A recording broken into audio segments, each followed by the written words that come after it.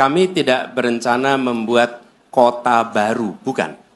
Kenapa kita mengantisipasi pembangunan peningkatan kota-kota di Indonesia, di-upgrade kira-kira 40-an kota? Karena urbanisasi akan terjadi. Dan sudah terjadi. Hari ini 57% penduduk Indonesia tinggal di perkotaan. Diperkirakan di tahun 2050, 27 tahun lagi, 70% penduduk Indonesia akan tinggal di perkotaan. Bahkan ada yang menyebut 75%. Nah, urbanisasi ini akan terjadi di seluruh dunia, termasuk Indonesia. Bila kita tidak segera melakukan upgrade atas kota-kota yang ada di seluruh Indonesia, maka yang terjadi adalah kota-kota itu akan mengalami problem seperti Jakarta pernah alami.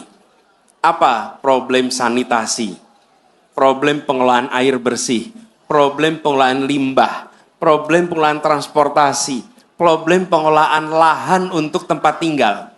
Kenapa? Karena tidak direncanakan terjadi kedatangan orang begitu banyak di kawasan perkotaan. Kita sering kalah itu bukan karena tidak mampu, tapi karena tidak mengantisipasi perubahan. Karena kita tahu tren urbanisasi ini akan terjadi, maka 40-an kota di seluruh Indonesia di-upgrade. Di-upgrade apanya? Yang saya sebutkan tadi, siapkan transportasi umum untuk semua tempat. Di-upgrade fasilitas air bersihnya, di-upgrade fasilitas pengelolaan limbahnya, di-upgrade terkait dengan sanitasinya. Supaya kota-kota ini siap untuk menjadi rumah bagi begitu banyak orang di dekade-dekade ke depan. Itulah antisipasi kita ke depan.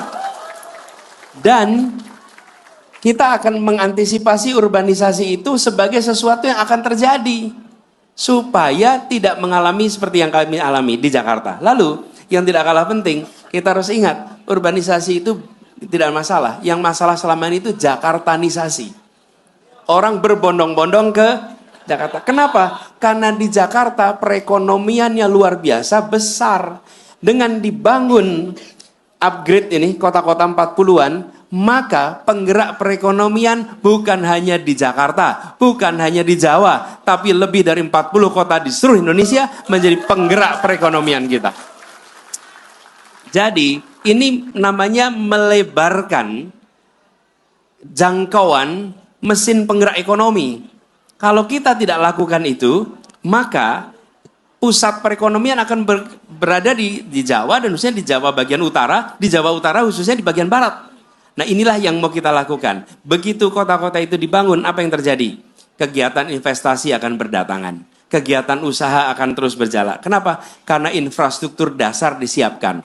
Selama ini yang dipikirkan infrastruktur makro. Infrastruktur mikro terlewatkan. Infrastruktur mikro itu apa sih? Air bersih, saluran gas, listrik, internet, pembuangan air, pengelolaan limbah, itu infrastruktur mikro. Itu yang akan kita bangun. Dan kami yakin dengan anggaran yang setara seperti yang digunakan untuk membangun satu titik namanya Nusantara, bila itu dimanfaatkan untuk lebih dari 40 kota, kita bisa mengubah 40 kota ini menjadi. Jadi jangan membayangkan membabat lahan untuk bikin satu kota, bukan. Tapi termasuk Pontianak di-upgrade menjadi kota yang lebih maju.